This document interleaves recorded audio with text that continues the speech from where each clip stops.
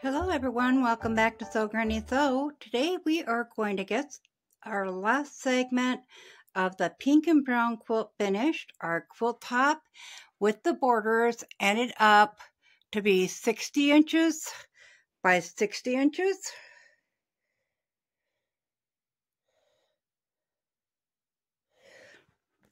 So I have decided to make this quilt what they call an inside out quilt. So then I decided which batting I was going to use. This is a cotton poly batting, 80% cotton, 20% poly. This is the polyester batting. The loft is way higher on this one. Okay, so it's that thick for the loft, where this is very thin, but it's upside down, but you can see it's got two layers right there. They're both warm. Both will work fine. Some people prefer the higher loft. It gives a fluffier quilt. Some people prefer the lower loft as it doesn't take up much room. We're going to go ahead and use the polyester batting as I just have this one roll left, trying to get it used up. So I will meet you back at the table and we'll get this going. So for our backing, I had previously said I was going to use the Moda, this print, for the backing and binding. So I went ahead and I pulled out two lengths that are about 65 inches. That way I had a little extra all the way around my quilt. I cut off the selvage and sewed right along that edge. So I went ahead after I took the selvage off and I sewed about a ½ inch out. So we need to iron this flat. So we're going to go ahead and we are going to bring this to the ironing board and get this ironed open. It's up to you how you want to do the back. If you want to iron that seam open.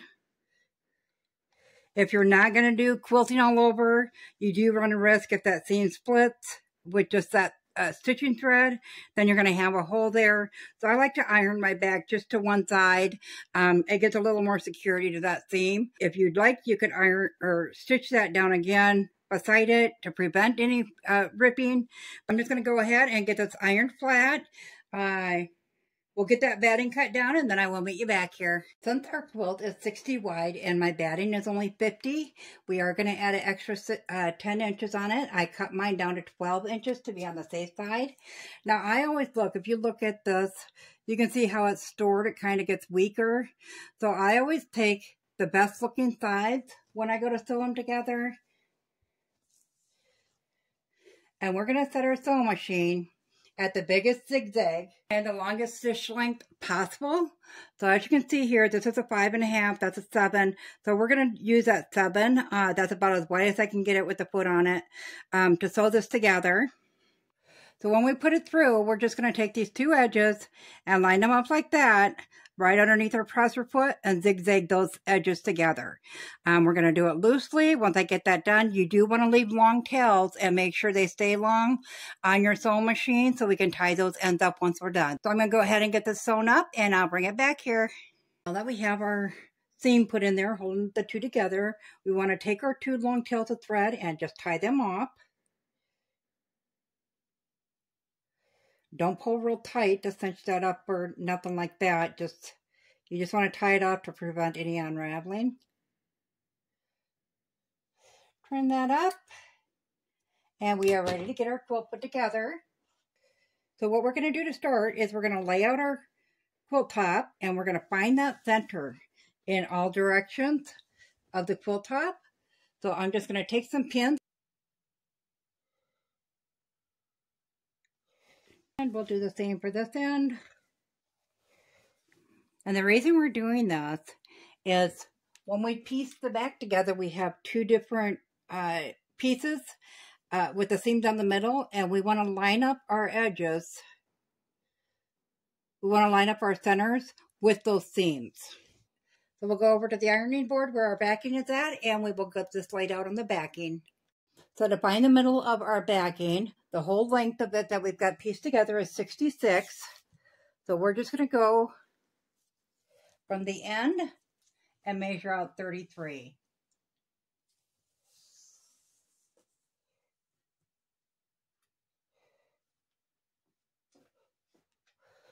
We'll throw a quick pin in there.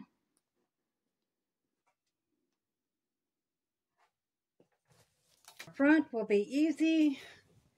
because we have squares on it. So we have 5 squares total in both directions. So all we got to do is find that center square and find the center of that square. So this is the center of our square. So we're going to make sure we line that up with where our pin is on our backing. It's on the back side because we want the right sides facing together.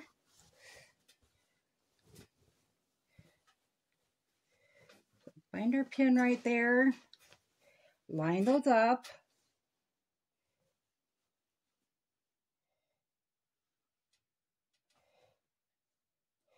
Pull that one.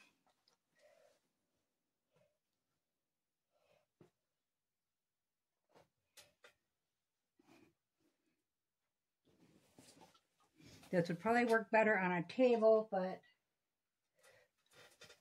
my table is a little small for that, so we're just going to go ahead and pin that into place there. Now that we have the center, all we got to do is bring these ends out. And we know we want those pins to line up with that edge. The same with the other end. Make sure we line up that center. And from there we can go ahead and get our top and bottom pinned and all across there. And then we will get our bedding out and we'll get that laid on top of here. And then we'll get everything cut down to size and bring it over to the sewing machine. I'm going to stop a minute and show you. What I like to do is take this one edge and it's on a side and sew that in at the very edge. Whoops, right there. So it's like between 1/8 and 1/4 inch in. And then I can gauge from there because I can't get on the floor and crawl around anymore to do it. So I like to gauge from there where to put my pins at, make sure everything's nice and straight all the way along. And I just kind of work around the quilt like that. And then I flip it and hang it from an end and then keep going around to make sure it's all nice and pinned together. And then we'll go ahead and get this all sewn in just like this, all the way around all 4 sides. Then we will trim this up and make sure our batting is the same size. And then we'll go ahead and sew with like a 1/2 inch with our batting on there all the way around. And we want to make sure when we do that at an end, either top or bottom, you're going to leave an opening that's a good size and you're going to backstitch at when you start and when you finish to make sure that's nice and secure so you can pull that quilt through that opening. So I'm going to go ahead and finish pinning mine together, get the batting cut down and start sewing that together. Once I get the batting all sewed in, then I will meet you at the table and we'll get this quilt turned the right way. So I have taken the better part of the day. This quilt here has really given me a run for my money. I left this whole end open to turn it the right way. And then tucked it under and pinned that close, making sure I had the batting inside there as well. I have this cut at 2.5 inches that we're going to fold in half and then fold under so it'd be 1/4 of the width of that to do a binding around the outside. So I'm going to go ahead and I switched over to brown thread and I'm going to go ahead and stitch this close right at the very edge. And then we're going to go ahead and start putting that binding on. We are going to tie this quilt versus quilting it in. This one's giving me a run for my money, like I said. So to make it easier, that's what we're going to do. It's probably the easiest way for you to do a quilt as well, especially one that's giving you trouble as such. But I'll go ahead and get this sewn up and we'll get that binding on. Okay, so for our binding, I just got a 2.5 inch strip here. And we are going to start off by folding that in half and ironing that flat.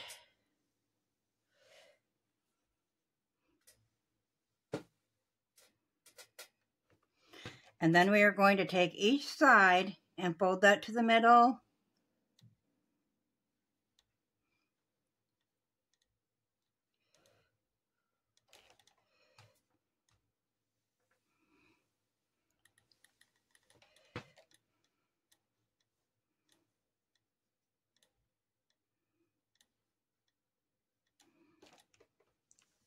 So if you got a binding maker, one of those little gadgets, it might cut down on the work for you. I do not have those. I'm not even interested in getting them, to be honest with you.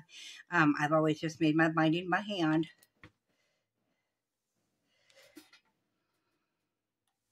And that is all there is to it. I will show you how to get it pinned on and sewn onto the quilt. But I'm going to go ahead and get all my binding done first, and I will meet you back here. So I was struggling pretty bad with this quilt. It's been so long since I have done the poly batting and the inside out quilt, and it was just frustrating. So I went ahead and I put the binding on this with just one piece. So we're going to go ahead and we're going to get started with putting the binding on the rest. So at the end of this binding, you want to flip that inside so you have a nice edge. Then we're going to fold that back up.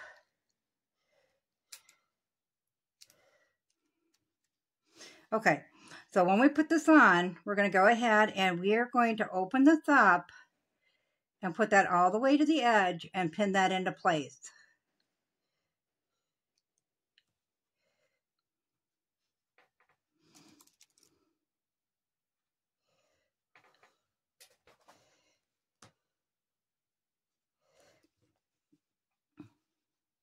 What's funny is I used to sew with only the poly batting, and I never had these issues, so I don't know if it's just because I'm not in practice anymore. With that batting, it's so easy to use that cotton poly batting because there's no loft really that you got to fight the whole time.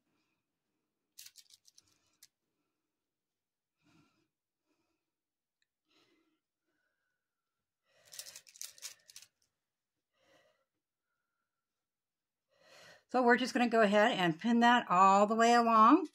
When we bring this to the sewing machine, we're going to sew along that first fold that we put in there with the iron. So it'd be comparable to this fold here, but on this side. So I'm going to go ahead and get to the corner, and then I'll show you how we're going to do the corners. Okay, so once we get to this corner, we're going to sew, like I said, all the way along that line. We're going to stop 1/4 of an inch away from the corner. We're going to back stitch that. We're going to pull that off the machine. We're going to go ahead and flip that down.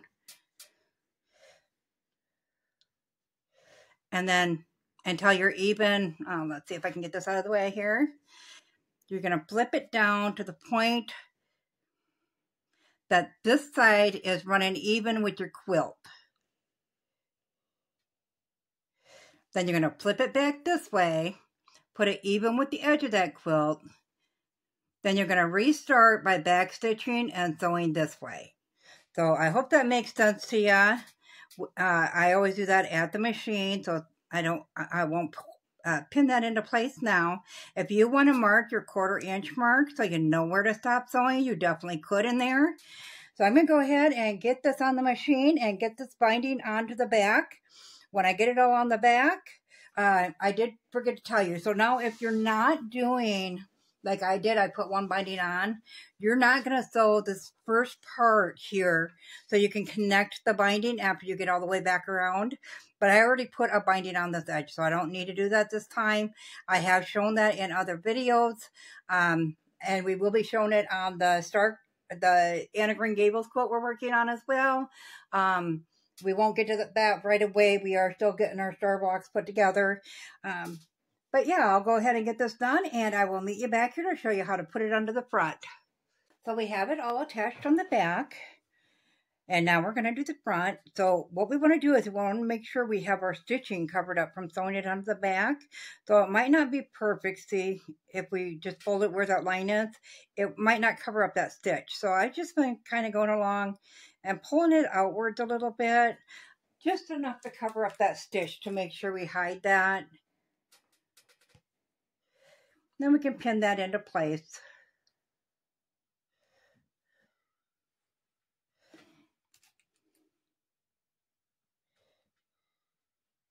I'll show you the corner here where we're meeting up with the other one.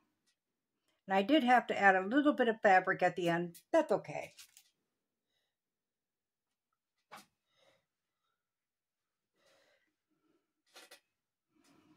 So once we get that all pinned down, I'm ready to go. I don't pin too far on. I just go down a little ways because I'd rather line it up at the sewing machine to make sure I'm getting that stitch covered up well. And then we're just going to stitch right close to this very edge all the way along. So we're going to get this binding tacked down.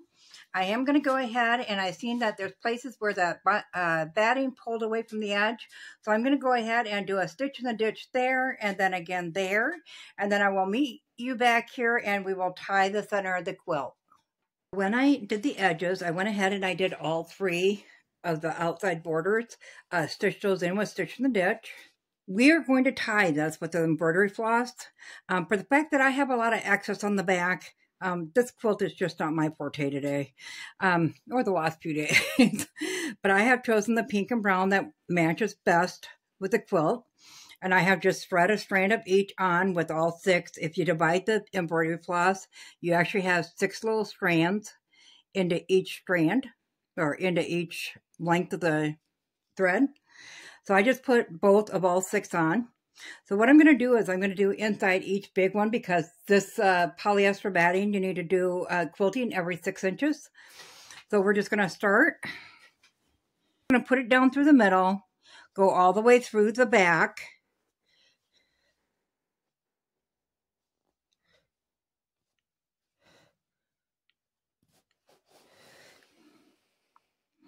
Leave yourself enough that you're not going to pull it through, and then you're going to come back up right close to that spot. Not right on it, but right close to it.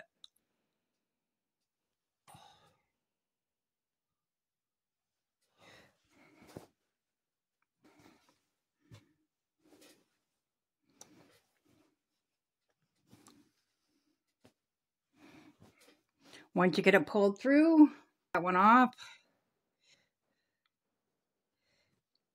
And I like to use my finger and trim it down to my first knuckle.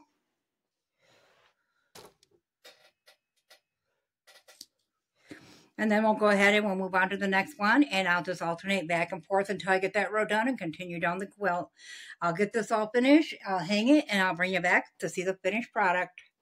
We have finally finished this quilt up, and as many struggles as I had with it, it actually turned out pretty cute. I'm kind of happy with it.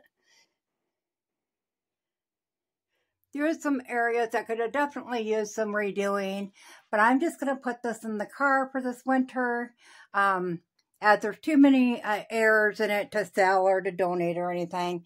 But it will come in handy in a Minnesota winter in the vehicle, which we did need a new blanket in. So definitely let me know in the comments below, you guys, what you all think. I hope you all enjoyed this video. If you found this video useful, go ahead and give it a big thumbs up. It really helps our channel grow. If you haven't subscribed yet, go ahead and hit that subscribe button, because we'd love to have you here at Sew Granny Sew. Thanks all. Have a good day. Bye.